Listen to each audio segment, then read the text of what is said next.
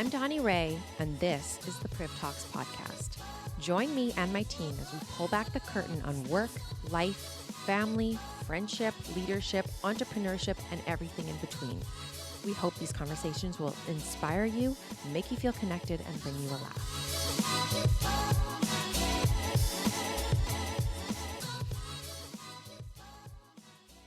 Welcome back.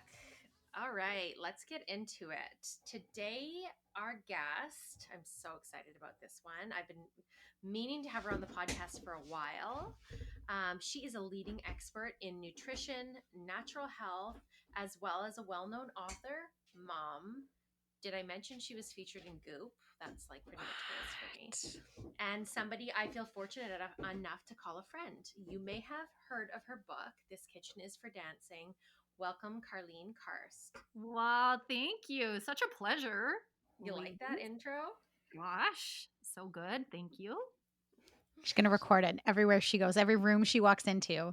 That will intro her. The dining room for dinner.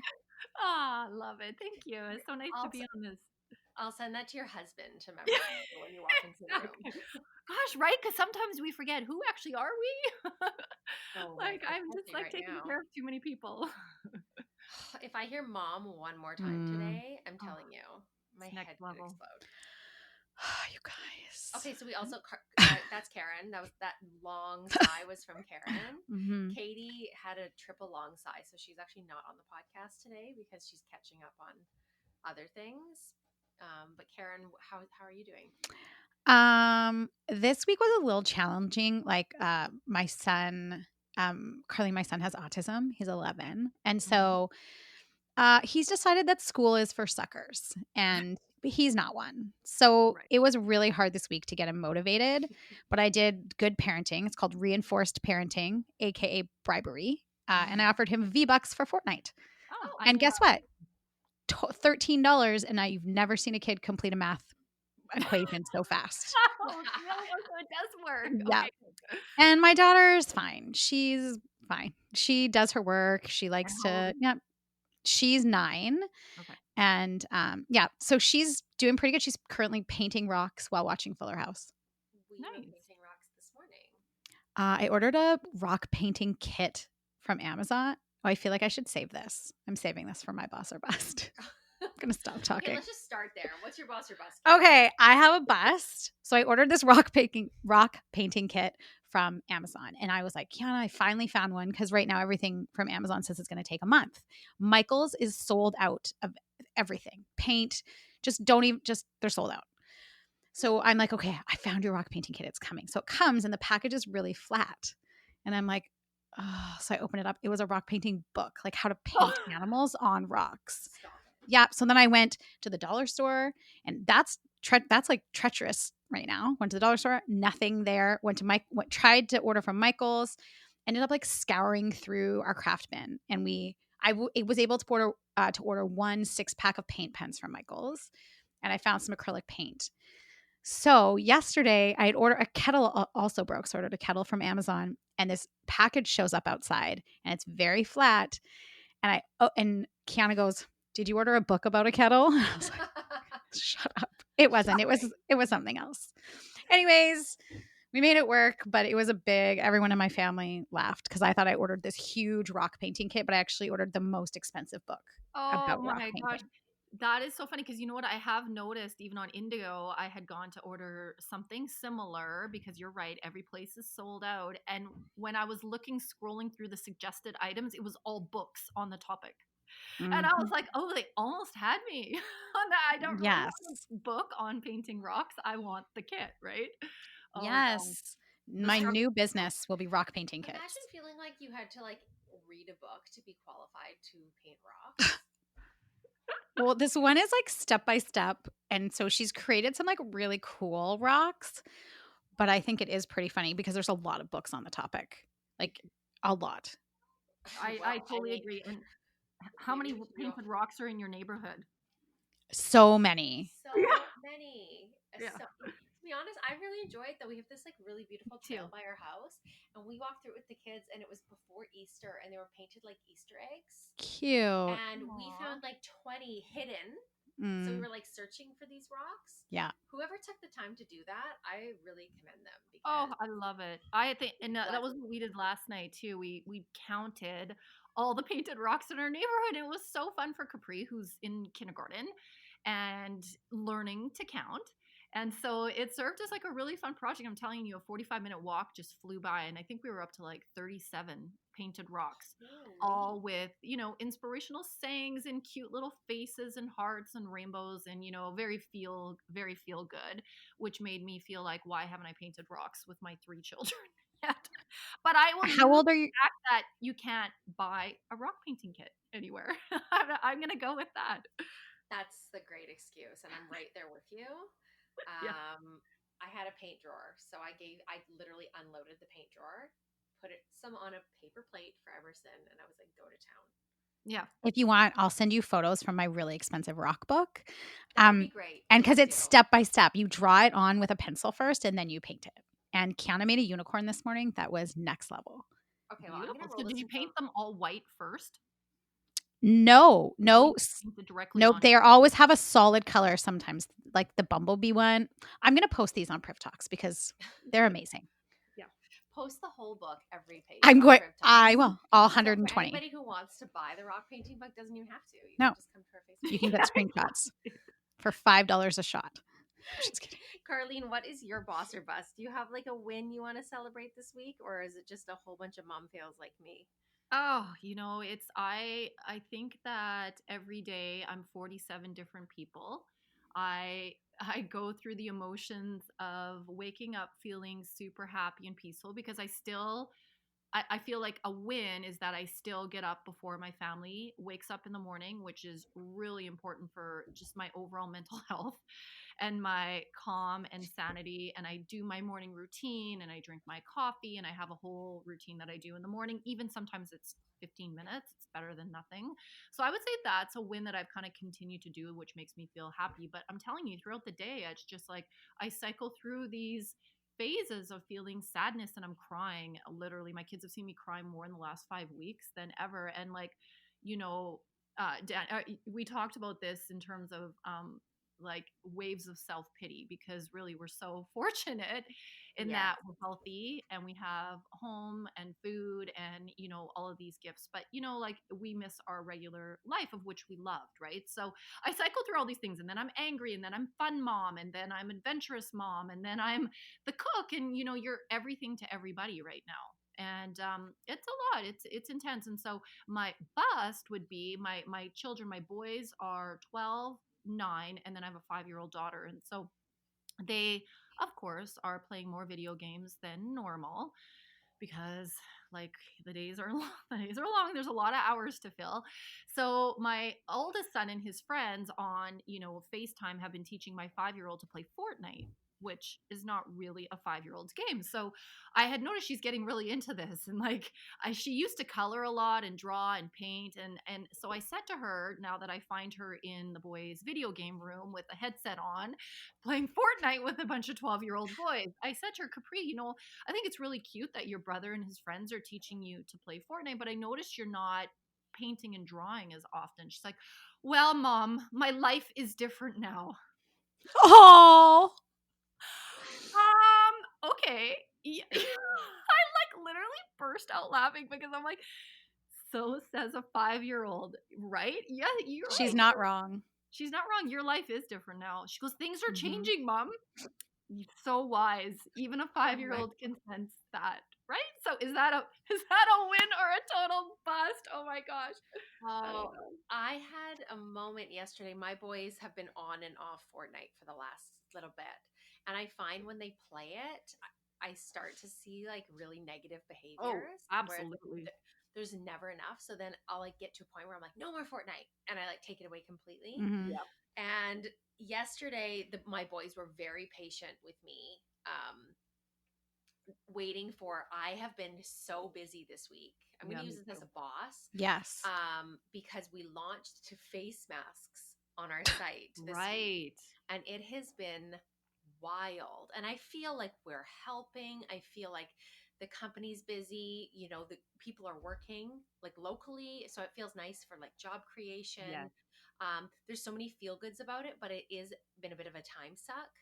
And so my boys patiently waited for me yesterday, and I said, you know what, Emerson, if you want, you can have an hour of Fortnite. And Elias said, oh, Emerson, what's the point? All you're going to do is want more. There's no point in even going there.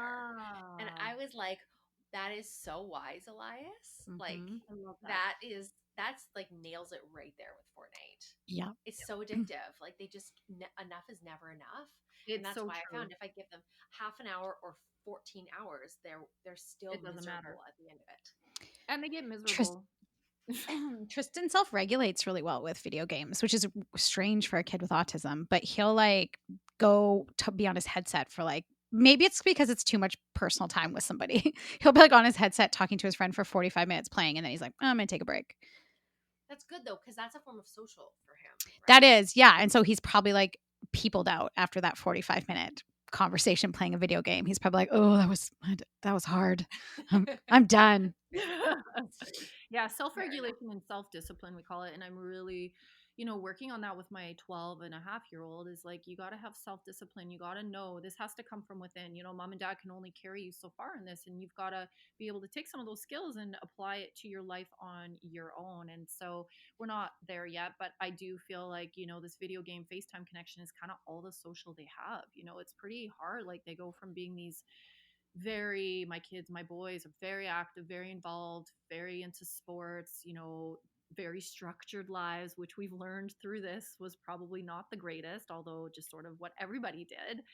And so, I know for them being on their video games and being able to connect with the headset and then they put their friends on FaceTime, that's just been like giving them some life, right? And some sense of Oh, normalcy. So it's like as a mom, you're like, I don't like this, but I also am realistic that they really don't want to hang out with me. Is like we just have so much time together now, which I love, but I don't love at the same time because it's not normal either, right? So I know. no I right have so answer. many thoughts on this topic, and I want to get back to this because you and I have previously already connected on a lot of these things.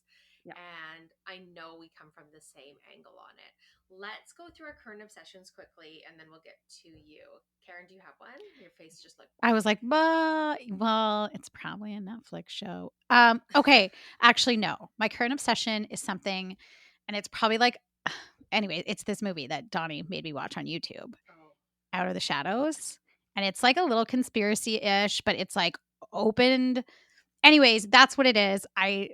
I decided to dive in, and because there's a lot of things in the world that I just don't, it's been going around. that just doesn't sit right with me. And so, yeah, this video, everyone was talking about it. And so I watched it in 2 parts. I had to take a bit of a break because it's like a little bit hard to digest. Like I felt like I needed to walk away. But anyways, it's kind of about like this like undercover world. I don't know, right? And how the CIA has worked with Hollywood and worked with politicians. And I think that whether or not, I mean, documentaries are always skewed to be one point, but I think that there's always at the heart of it some bit of truth. Yeah, where there's smoke, Yeah. there's fire. When you asked me about that video, I hadn't even watched it yet myself, but I had been sent it. And you're Yeah. like, oh, have you heard of this video? And I'm like, no, I haven't, but I have it. And so you're like, send it to me. Yeah. Then we both watched it. Yeah. Very, very eye-opening. Have you seen it, Karlene? No, I have not. So I'm going to. Called Out of the Shadows. I don't even know. Is it hard to find? I thought it was hard to find, but it was actually when I was Googling it, it pops right up on YouTube. It's almost though it's like pulling the sheet that was The veil. the veil, Mm-hmm. and like lifting it and being like it's ugly, right? It A lot of is. Yeah. Well, that there's stuff, a lot of that out in the world that we're And I just think it's shielded from, right? we inherently know it that there's That's right. we know it because of the dark Very- web. Like we know that this exists. It's not a world that's made up. It's a very real, scary world. And I think if this video, regardless of fact or whatever, I hope this video just inspires people to get involved a little bit more with helping to free people that are trapped in human trafficking, Wow. Yeah. especially children. Yes. So That was sad. heavy, right? Very. Sorry, my current obsession was so heavy. That was dark, Karen. Sorry. Jeez, Usually it's Schitt's Creek. Oh my gosh, did you not watch the final? I haven't. Ryan and I are going to watch it on Friday, but I know I'm going to I ball. cried. And I love that you love Schitt's Creek. We're friends forever. Oh, friends forever, because I have watched every episode. I have been a loyal fan from the beginning, and gosh, they made me laugh so much, and I just think they are hilarious. And Catherine O'Hara is just like next level. She's so funny. They're just all so good. And did you know? I didn't know that both the kids I didn't know they're all related. Like I knew that Yeah, Twyla and David. Twyla. Twyla is I David did is not Dan Levy's sister, Sarah Levy. did not know that. No. Yes. Did not know that till the finale. I knew that Dan, like I knew it was dad and son, but I did not know. See, now I'm blanking on the names, but I did not know that Twyla's character was the sister in real life. So I Yes. learned that, and the finale was just so like, yeah, I cried. I just loved it. Oh They my really gosh. created a beautiful family, and I love the whole story and journey, and I love um, how that whole experience for them improved so much about their personas and their lives, and just it's just a great story. It's a great show. It is. You need to watch. There's a video of Patrick reading to some of the cast members a letter from LGBTQ moms Mm, thanking them. Oh, I wow. bawled.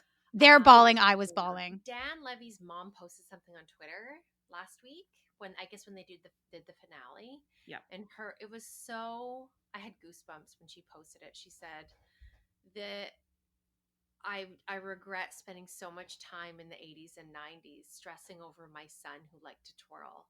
Mm. And Oh, I totally have if I only goosebumps. had known what he would create in this world, I would have shut that mom up or something. And I Oh. was like, oh, this is so special. And then he reposted it, and I was like, oh, that's just I love amazing. that. Beautiful. That I totally really have is. goosebumps. Yeah, me too. I love it. Yeah. Yeah, that show definitely got me. Do girls watch Workin' Moms? I haven't. You watch that? haven't. I've heard of it. Oh, you Workin' must. So funny and so real, and Canadian, out of Toronto. And she is just the producer of the show. Again, why am I blanking on all these people's names? Like, I feel like I usually talk about these people like they're my best friends or my neighbors because of social media. I like follow all these people, but it's such a great Canadian show, and just so, I think, on point with being a working mom, and just some of the, the challenges, the issues, the mom guilt, the load, the relationship with your spouse, the creating the home and being there for your kids and showing up for yourself and having wine with girlfriends. You girls would love it. You gotta watch it. No, It would I'm be a gonna good get one to into get it. into. Awesome. Yeah. Don't worry about talking about them like they're your best friends. I talk about Dan Levy like he's my boyfriend. So it's I love. Okay, thank you for letting me off the hook. Yeah. What is your current obsession, Karlene?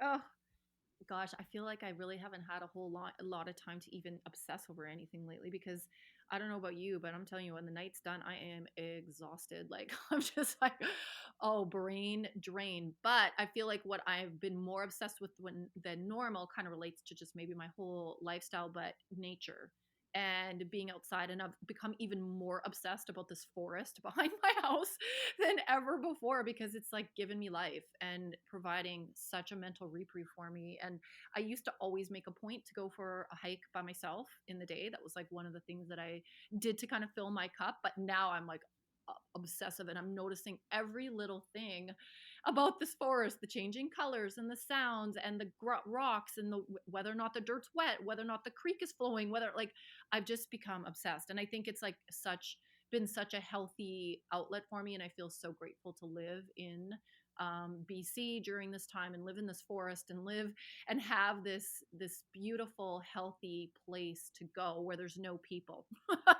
Like everything else is closed, right? And we feel so lucky to have this kind of like hidden gem. And my boys are obsessed with mountain biking, and it's just amazing because I don't even need to pack up their bike. They can just leave from our house, and we've got all these mountain bike trails, and my boys are building a jump right now in the forest. Can you imagine your boys jumping off a jump in the forest downhill mountain biking?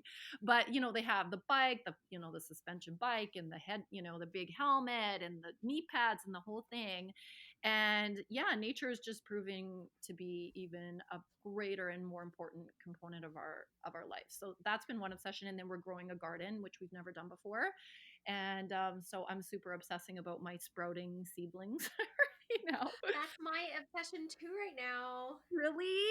Yeah, I had two, and I was gonna say one is this weather. Like we've been so blessed. Yes. There's people on like the East Coast that have cold weather still, and I Oh, it was snowing in literally open. Alberta, right? Yeah, and I it's just been beautiful. Like there's nothing to complain about. I've been going outside every day, Yeah. and I am starting my garden like this week. I have good friends of ours are farmers, so they are doing all my seedlings or Beautiful. making my babies or whatever you call that. Yeah. Um, but I am just so excited to learn. It's like totally new for me. I don't know anything about gardening. Are you laughing at me, Kimmy? Because she can't hear the other end of the conversation. So all she hears is I have other people making my seedlings or my babies. Whatever. Um, my sister's laughing right beside me. But I struggle to keep houseplants alive, so it's definitely going to be a challenge. But I'm going to do it with my kids. I'm really determined to learn and to teach them. Yeah, So that's why we started as well, because so we were going to be landscaping our backyard and building a pool and a hot tub and all that before this happened. They were actually starting in March, and then when coronavirus hit and we became aware of the fact that our kids might be home until September, I put the project on hold, which most construction projects have slowed down or been put on hold because of, various reasons. And anyway, the kids super disappointed of that, of course, because we've been planning our backyard and like it's going to be so beautiful and such a great place for us to be. And so I was like, you know what, we're going to kind of just do temporary improvements in our own backyard, and guess what we're going to do, we're going to build garden boxes. And at first they're like, oh, how is that compared to building a swimming pool, mom, and a basketball court, mom? That is doesn't even come close. But you know what? They were so into it. I mean, my boys were like, they went to Rona drive-through to pick up the lumber, and we actually, my husband and the boys and my daughter, all three of them built the boxes by hand. And we had dirt delivered to put in it. And then I started the seedlings in these little, I've never done this before, so I do not know anything about this. I've just been reading and kind of going along with yeah, it. but you're Martha Stewart, so No, not it's real good. I don't know how to do this, honestly. And so it's been it's been amazing. You should see how excited I get when I lift up my greenhouse lid in the morning. There's new sprouts.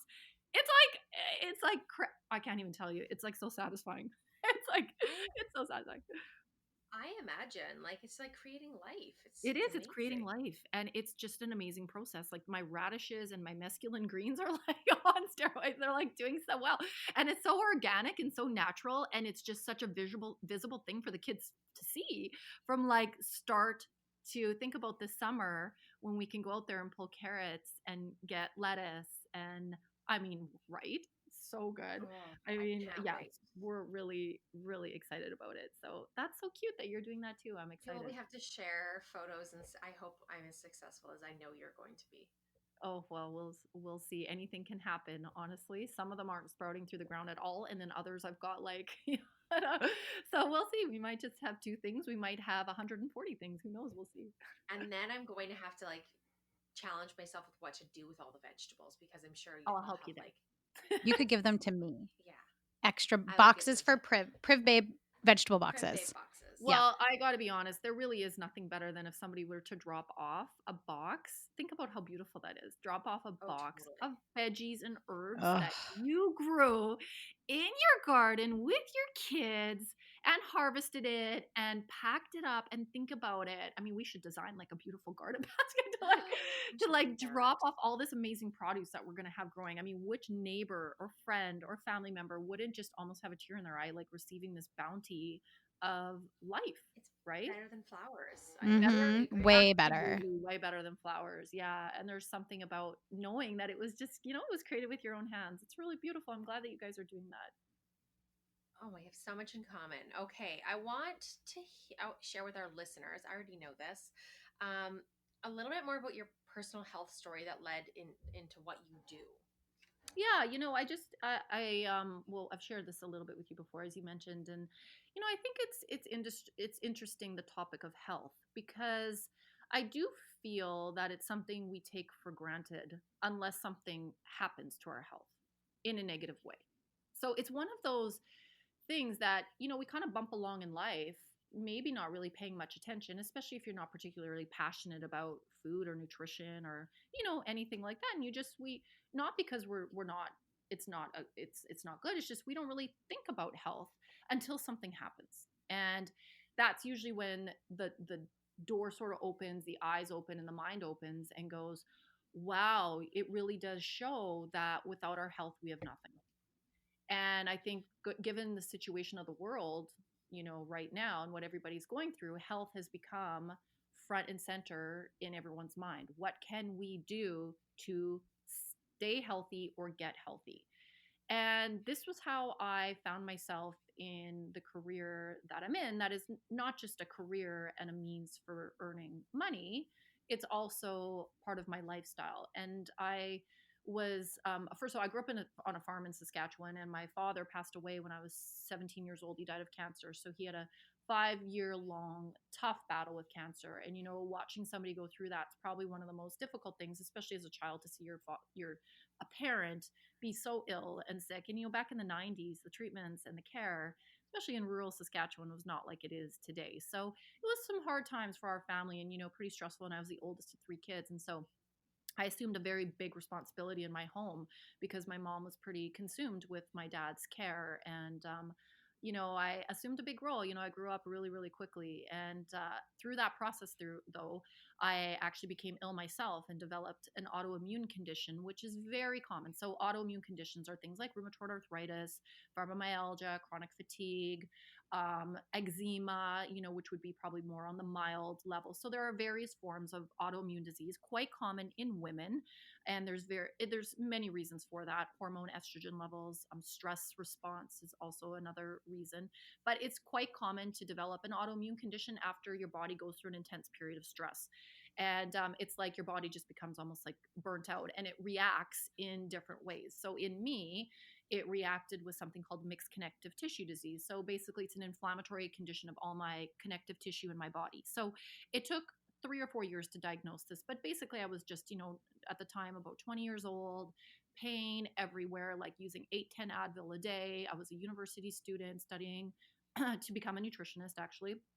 And I was put on a harmful drug called Plaquenil, and the drug had more side effects, and I wasn't even feeling better with it. And honestly, I'm so grateful that I had this moment early on where I would call my aha moment, where I said, oh my God, honestly, like, I got to stop this. If I feel like this now at 20, what am I going to feel like when I'm 40?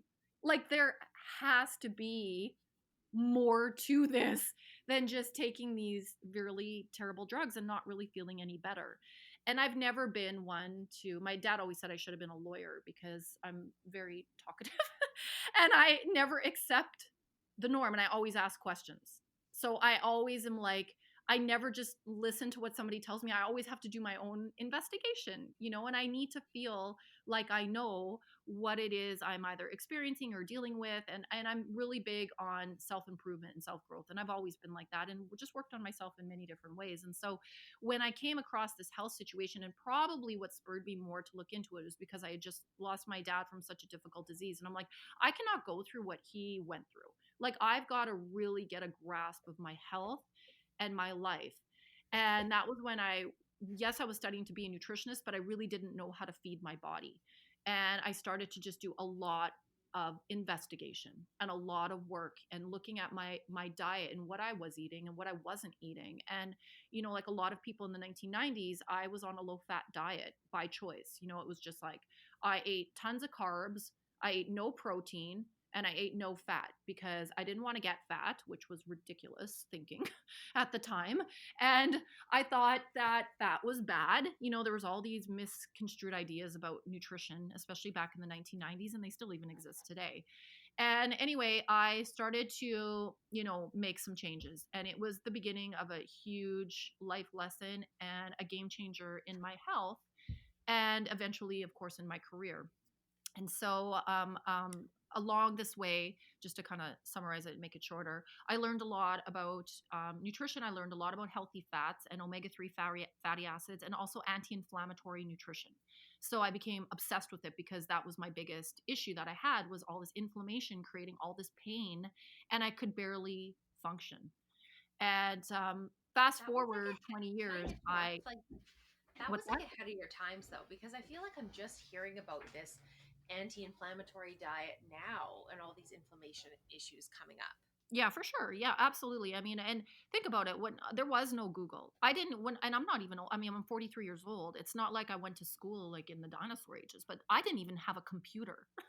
So it was like there was no Google, there was no social media, there was no podcast, there was no way to learn other than deep down research. And in order to read that research and understand it, you really had to know what you're doing. Like it wouldn't just be like my mom or somebody who didn't have training at university would never be able to go on PubMed and look up a journal article and be able to decipher what on earth or how they could apply that to their life. So times are just very different, and the internet and Google and then social media in particular has really changed how we can learn and has brought so much positivity, some negative, but so much positivity into helping people take control of their health. And so I feel like I was very much ahead of this in terms of nutrition and knowledge about it, but I was also personally interested in it from a couple facets for my career and also for myself. And I'm not kidding you. It's like I went from, being on these harmful drugs and overusing Advil and feeling like garbage every day to within 3 months of making some pretty small changes to going, wow, I haven't reached for the Advil bottle in 3 months. How What do is you think are like when it comes to inflammation? Just because I know, like as women, and that's something hormones and yeah, autoimmune, and it's coming in even pain. yeah, And it's the number one thing you can do. What are your like? Do you have like your go-to top 5 yeah, inflammation fighting foods, or like teas, or like what are some like yeah. tangible things that we could like? I would love to post them, Sure, and yeah. something that women can really get behind. Yeah, absolutely. You know what? I there's five for sure, five top things that I do every single day that I started to do when I was in the 1990s. I was diagnosed with my condition in 1997. So since then, there's pretty much a few things, and I've continued to get better at it. And I think that's what's so exciting. It's a journey. Like this is not Mhm. something. This is part of my story, right? And this is part of Mhm. my journey in life. And it's something that I continue to change and tweak and build and grow. And I mean, in the year 2000, I didn't own a juicer. I wasn't able to juice a pound or 3 pounds of greens every day like I do now. Right. Right. So these are things that I've been able to incorporate and learn. But back then, it was like taking vitamins, vitamin D, taking omega-3 fatty acids, which is how I got interested in fats and eventually started my omega-3 company, Celicious. And that was probably the number one thing that I did. And because essentially I was starving my body of fat, I was basically only eating carbohydrates. And everything was low fat that I bought: low fat Greek, low fat yogurt, low fat milk, low fat cookies, low fat salad dressing, low fat, fat free this, fat, like literally it was. So your body cannot function. And as a woman, your hormones are going to be completely disrupted if you don't have any fat, because your body needs fat in order to produce hormones and also to decrease the inflammatory response in the body. And that's one of the critical things that omega-3 fatty acids do. So that was the first thing that I did, was I started to actually take these big honkin' fish oil pills. Back in the day, they were like horse pills. And that was the first thing that I did. And it was the thing that got me going on this. And then eventually I started adding protein into my morning drink. And I would make, I had this ridiculously old blender that I had gotten for a grade 12 graduation present. And I remember I would put like this scoop of whey protein into it and some strawberries and bananas and cow's milk and blend it up.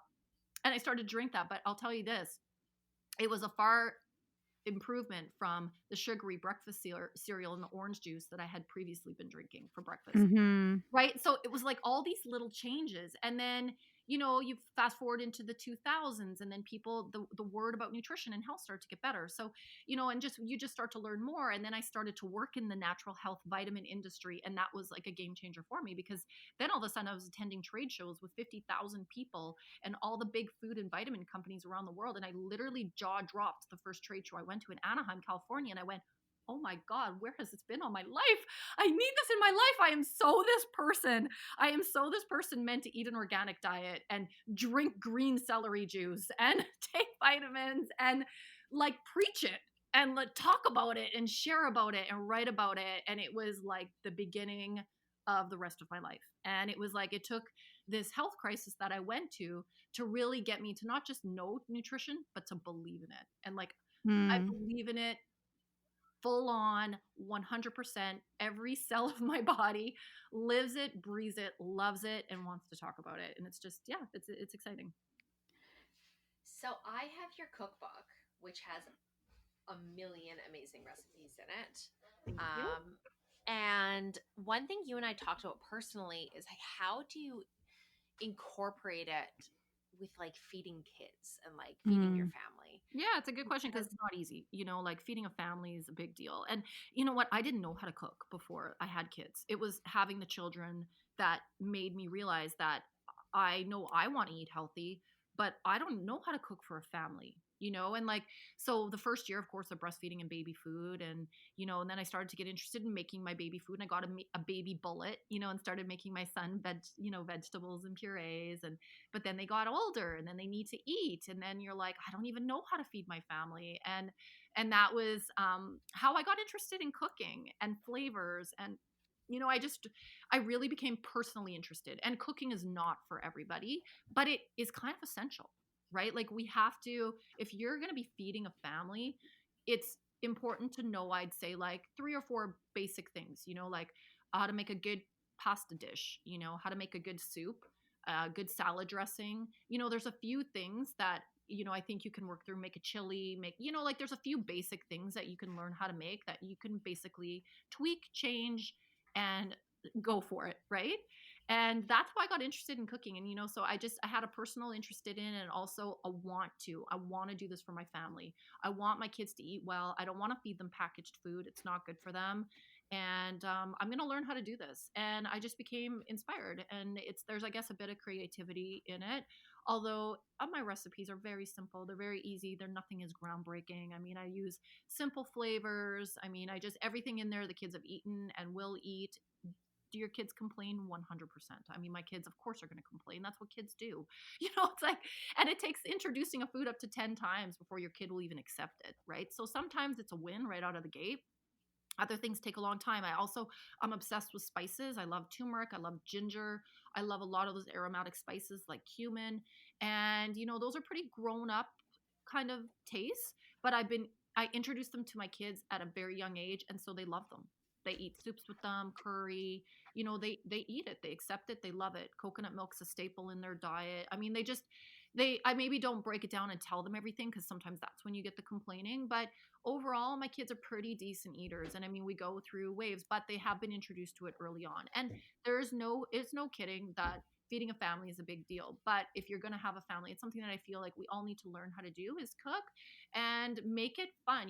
They always say the kitchen is the heart of the home. Where do you spend more time, especially now, but in our kitchens? And so it's a great opportunity now for families to learn how to cook together, to get the kids involved, and turn it into a project. And these skills that now I'm starting to teach the kids these things, but now these skills they'll be able to carry on the rest of their life. So it's good. this is something I've actually talked to you about, Karen, with Mm-hmm. Tristan, Yeah. and the effect of his diet Oh, on his yeah. behavior. Have you We noticed? took Tristan didn't talk at all. He was diagnosed at 2.5, and there was like no talking. Mm-hmm. And if once he did start to talk, it was all scripted. So it was like he'd look right at you, but like repeat something from Toy Story. Right. And we took out all dairy from his diet, and within weeks, he was speaking in sentences. Within Wow. weeks. And then even You just like when probably it wouldn't have believed comes, it had you not seen it yourself, right? that's right. And people that have seen Tristan, like haven't seen him for large gaps. So like my aunt and uncle, when they come out and they see him every 2 years, they're like, we can't even believe that this is the same. They say it every year. We can't believe this is the same kid. It's We can't believe amazing. this is the same kid. They told us he would never be in a regular school, and he was like in the bottom 5th percentile for intelligence. And how they know that at 2.5, I don't know. But I was like, oh, that Never sounds like expect your opinion. that. Yeah, never expect. And yeah, I have a different plan. And so anyways, yeah, he's in grade 5 and Oh he's gosh, like I one love of the that. best in his class at math, and he reads. He's like a grade shy of reading, but he has Amazing. buddies, and he's very self-aware of autism and his anxiety. And Mm-hmm. right now our biggest thing is how to manage that. Mm-hmm. But even when it comes to meats like choosing just an organic grass-fed beef if we're going to incorporate beef, or just being mindful of where the vegetables are coming from. And I subscribe to the Clean 15 and the Dirty Dozen. And Yep. so I think just little changes like that. And of course, he's a kid. So does he get McDonald's every now and then if he begs? course. Yes, because he's a kid. Yes. But our challenge with him is, like, again, like you said, you have to introduce it 10 times. We have to introduce it 10 times. And there's always bribery. For me, Yeah. I don't care about a lot like carbs. That's like easy. And I hide everything in spaghetti sauce. Everything. I make, absolutely. You told me that. yeah. You can put, a whole package of Lentil, spinach spinach. and hemp hearts, and I've hit it all in spaghetti. But I've seen such a difference with him. And I can tell when when his behaviors flare up, I know that we're being lax on his diet. Absolutely. Isn't it? It's fascinating, right? And as the saying goes, you give your body the proper nutrients and environment and it can heal. And I think Mhm. what you're describing is exactly that. You're giving your body life and love, and look what it's doing for your son. Mhm. It's life changing. And I agree with you. Oh, I'm not below, I'm not above or below bribery. We do it in this house too. And I so agree with you. Hemp parts and everything. I coat chicken breasts in them and fish in them. And Mhm. because kids are funny that way, and their taste buds are funny, and it's like it takes a while for them to accept these things, and sometimes it's their mind over anything, right? It's just they have this in their mind that they don't want to eat green vegetables, or they don't want to hear something like the word lentil, because for some reason it's like so interesting. But you just keep at it, and you, with kids are little, you puree, you hide, you sneak, and Mhm. as they become older, with my 12-year-old, I tell him everything now. I'm like, oh, well, this is what I put in there as the stuffing. I put cooked quinoa and I put hemp hearts, and then he's like, oh, okay, like, so it's I've noticed now that I kind of have this age for my kids from being 5 to 12 right now. I can see how, like, this too shall pass, right? It's like Mhm. you get them through certain phases of these picky eating and this, and then they get better. And my kids are the same. They get ice cream, they get McDonald's every once in a while. They're kids. I don't want to deprive them. And I also want to Mhm. teach them that there are sometimes foods, and then there are foods that we want to nourish our body with on the regular, right? And Yeah, I think that's that's such a an helpful. important word. Yeah. Nourish is like, when I think of health, that's like Yeah. nourishing your body and nurturing your mental health, especially now Yes. in this crazy. I know my wine intake is definitely upticked. Actually, I don't know if it's Ryan and I were talking about this because I'm not meeting friends and like going out for dinner. So Yeah. like, has it upticked? Or I don't know, maybe because we're drinking at home more, that's why it feels that way. But in this time, like, I feel like we've cooked some amazing meals at home together. Like, even tonight, I'm doing burgers with hemp hearts in them, but Good. also we're putting beets. Have you ever had like a grilled beet on your burger? No. I Delish. just saw it's like an Australian blogger posted about it with like some amazing tzatziki looking ish Greek yogurt sauce that you can make with 4 ingredients. So that's what Mm, we're making tonight. But we normally wouldn't take the time to do that. So I think that's right. that your book, like, this is such a great time for you to be like, And the yeah. concept of like cooking for your entire family instead of like Yes. when I first had kids, I would make 2 meals. Yeah. It would Yes. be the adult That's meal right, and the Connie. kids, Absolutely. right? And then over time and through frustration, I would be like, I'm not doing this. I'm not making Mhm. 2 meals or 3 meals because my kids all like different things too. Like this is a very slippery slope. I am not going down this rabbit hole. And Yep. I just put my foot down and kicking and screaming for the first little bit. And now they don't complain. Yeah. They might not love it, but I'm not That's really right. hearing about it anymore. Yeah, Right. Tristan just has to try everything. So even tonight, I know he'll eat the burger, and I know he'll have like whatever we do on the side if we do sweet potatoes or whatever. But the beet, that's going to be a fight. But I'm like, you just have to try it. Yeah. You have Yep. to take a bite, and if you tell me you don't like it, you have to take another bite Yeah. until like I'm sure this is a food you don't like.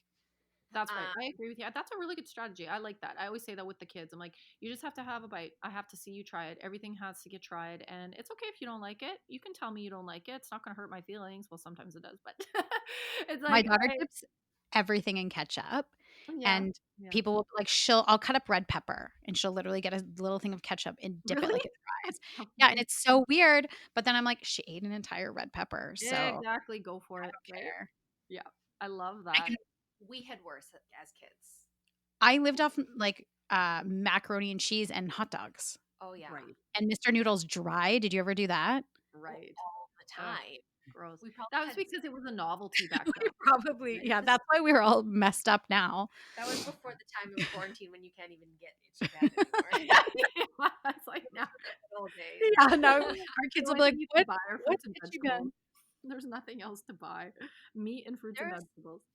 there is one thing I want to talk to you about though, because I think you and I so intuitively and emotionally connected on this topic.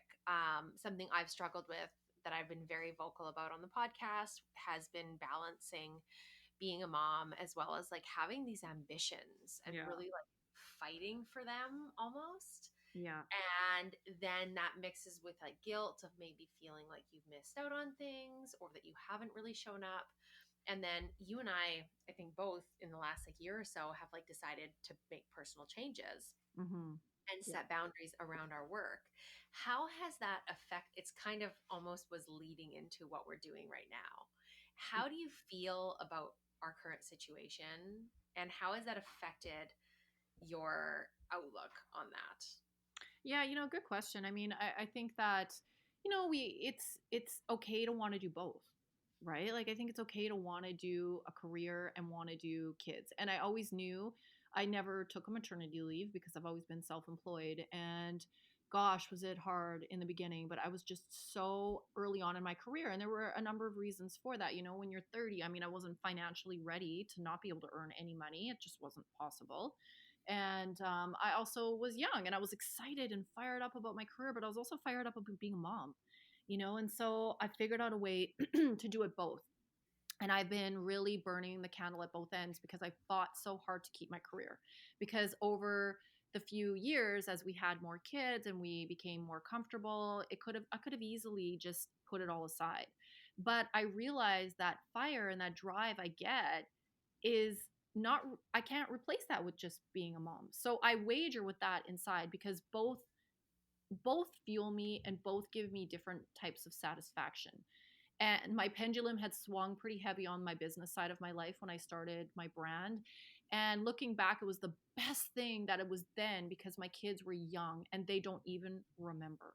I had a full-time nanny, God bless her heart. I always used to joke that I'd rather my husband go than my nanny. Like I could not do my life without this woman. Like she was like my lifeline. She was how I survived because I have no family here at all. My family's all back home in Saskatchewan and I don't work traditional hours. I work all the time and I travel a ton.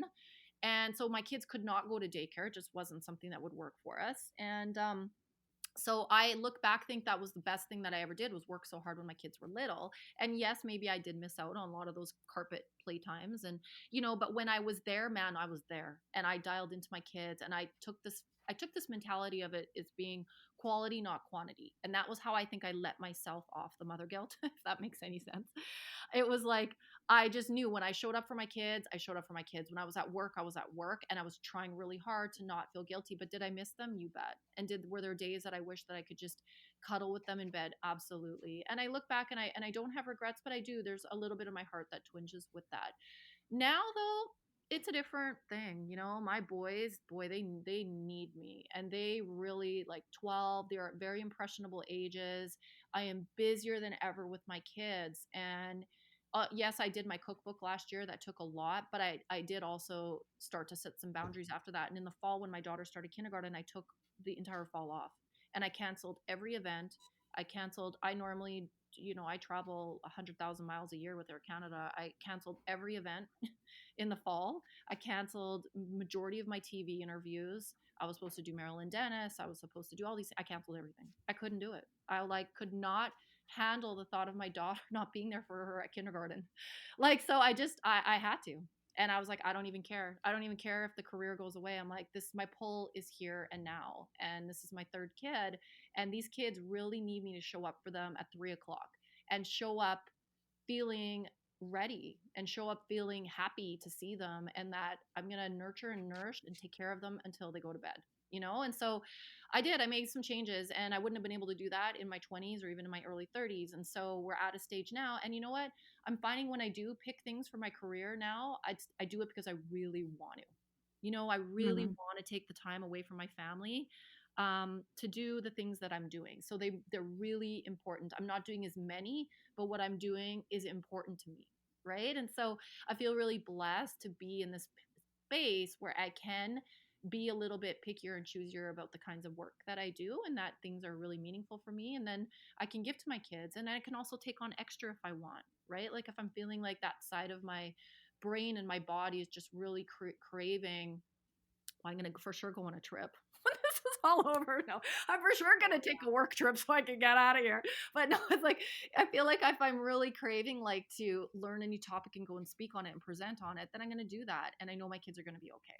Right. And so, Mm. yeah, it's a swing, but my pendulum has definitely swung more to my family right now. And I'm okay with that. Yeah, and I think the timing of that kind of collided with when mine was swinging that way as well. Yes. I remember us talking And about that at Christmas. oh, and it's like hearing you talk about it, like I feel that in my soul. I Yeah. feel that like how relating to, well, one day you're just not going to sacrifice anymore. And in hindsight, yeah, there's like maybe times I'm happy I sacrifice and times I regret sacrificing. Yeah. But Yep. those were all lessons learned. And I know my personality, I'm just going to never stop learning. So, Yeah. There's a really great illustration that someone gave me once, and this I because I see it happening with you right now, is I remember like tears when you were like, I'm just burning out yeah. because I need to be there for my kids. And Yeah. then I remember once, it was actually at church, this pastor held his fists really closed, like close to his chest, and then had people come up and they were like throwing bills at him and he couldn't grab them because his hands were like draped so tightly around something. And I think it applies to everything in life. But what he was saying was like, you have to let go. Like when the universe or God or whatever you believe is trying to work with you to help you be more successful or get to your next level or whatever it is that you want, you need to let go. And you kind of surrendered a little bit. And like, I Yeah. think we've talked about privilege and the digital things that we changed and blah, blah, but I think there's also like some of a holistic approach that you took where now look, like this is like you still have a business Mm-hmm. in a time where it's very scary for other people. And I think that you wouldn't have been able to get here if you didn't let go. Totally. And it's really like as much as you try to control Mm-hmm. where your pendulum is swinging, we don't actually have that. Like it really is out of our control. Yeah. Mm. We're meant to be where we're meant to be at a specific point in time. And Mm-hmm. sometimes that's serving a personal journey of career or ambitions. And sometimes that's, serving your at home journey with your Right. kids. And And I so, think surrendering to that pull, and yeah. I feel like, you got to really know yourself. And that's been, like I had mentioned, I've always been a self person about self growth and self learning and trying to improve and trying to let go and trying to let go of guilt and anxiety and, all kinds of things that all of us have issues from our past. And, you got to know yourself to know when to surrender, and Mm-hmm. when to take those cues and those signals. And they were pretty loud and clear to me when my daughter started kindergarten. It was like I kind of had no choice. Like she just was not doing well with the transition. And I was like, I can't be selfish right now and do my career, because in a way I did look at it as being selfish, because would we be okay if I didn't work and earn? Yes. So that is also a privilege right there. So Yeah. for me to look at my daughter suffering and then me go on a trip for work, I just couldn't do it. Right. So I had to surrender to that, and felt so good about knowing that I could be there to really support her, because I will never regret that. Like if I look back in when I'm in my 50s, so in a few years from now, and I look back, I don't think any of us with a family will ever regret choosing our family over our career. No, I think that's the underlying message in all of this Yeah. Mm-hmm. is we're all in some way being forced to choose our family Mm-hmm. Yep. because Yep. society doesn't always force that choice, right? Yep. Mm-hmm. Yep. But that's how it's supposed to be. Yeah, I it is. feel like I hope the world doesn't go back to normal. Do you know what I'm saying? Like I want to go see people and visit people, but I still hope that my husband and I play cards at 6:30 on a Thursday night because we can, because we don't feel Yeah. busy. I had Yeah. It is beautiful. I don't know if you related to this, Karlene, with like all the hockey being canceled and Yeah. we're both hockey moms and that's a busy life. Like that It is sport, a I very feel like busy life. it's Yep. like a lot of go, go, Yep. go. Yep. Um, and my hubby was talking about the fall and where to play and what Yeah. to do and what the changes might be and is it the season, and I was like frozen with anxiety all of a sudden. Yeah. I was like, Yeah. this is like Scared I to feel go back panic. to that again, I'm right? scared to be that busy with it again. Me I too. don't I am want to too. be that So we're busy. trying to figure out here as well because my son, we're not hockey, but my boys play. My son made the Metro soccer team for U13, and so it's a big commitment, right? And it's like it's a big time commitment. And then my other son plays basketball and soccer, and then my daughter Your skates, and boys she played hockey. I thought I your mean, boys played 7 days a week we're doing sports. And I hockey. get paralyzed with fear of feeling how busy because you run on adrenaline, and it's like, you're eating in 20 minutes and leaving dishes, and then you come back at 8 o'clock at night and you've got 3 kids to put to bed and there's still dinner dishes on the table. It's gross. Like, it's just like, I'm scared to Yeah. go back to that. And now it's like, you finish up dinner, we're not eating at 4:45. We can eat like normal people at 6 o'clock because we can, and we can go for a family walk and the kids ride their bike. I'm like, honestly, do I really want that? But my son does miss his sports, right? And he does miss playing soccer and he misses his teammates. And it is good for him to be on a team. But it's like, how do you balance that out? And I don't know if there is a right or wrong answer because once they start playing competitive sports, it's the commitment. Yeah. And so yeah, this is a constant conversation here too because I agree with you. I'm scared to go back to what it was because I'm scared to be that busy again. Maybe a lot of the other residual is going to fall off the sidelines. Like, Mm. Yeah. there's a lot of other things that have been making our life busy that we Yeah. probably aren't even thinking of. Right. Like how much time people spend staring at their screens. I have no time anymore. Like, I do it for work, so yeah. I average Oh, about yeah. 9 on a working day. I average about 9 to 10 hours of screen time a day. Wow. I wear blue light Wow. glasses, but yeah. That's a lot. So So then you it don't even is. probably want to on your personal time. But do you know what I found in this in this quarantine? I felt overall calmer. I just feel like a stillness and a calmness. So even when I'm doing my work, I feel like I go execute the work that needs to get done. And then I realize I don't need to obsess over it for another hour or two. Like I can walk away and I'm able to put my phone down. And before, because I was so caught up in this state of busy, and I don't know that it was my busyness. I think it's Mm. energy is passed from one person to the next. So I think we were all running around in this crazy state of busy. And that's what I hope is that when we go back, it sounds like when we emerge into the new I world, but know, when we I go know. back, But please I tell me hope we that are going to go back. No. yes, we will. And we're all going on a PRIV. I've already been telling people that PRIV on social media that PRIV's having a huge party, Good. I'm a coming. welcome back party. Yeah. I'm dying for social interaction in a restaurant. Yes.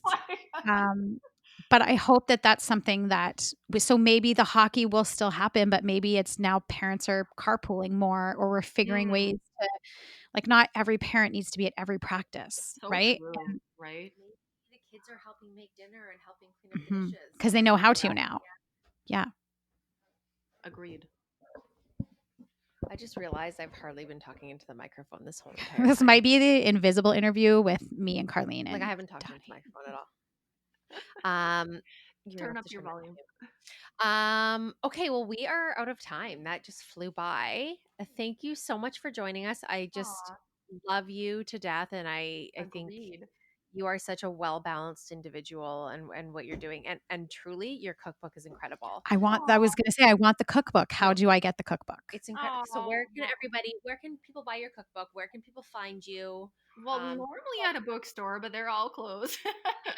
So you got to go online. You can order from Amazon, from Indigo online, and those would be the two main online e-tailers right now carrying them. But there's also a lot of Well, I'm in here right now. Peridot carries it in Fort Langley, and Cook Culture and some of the cooking and health food stores across the country carry it. So yeah, definitely get it. Definitely get it online.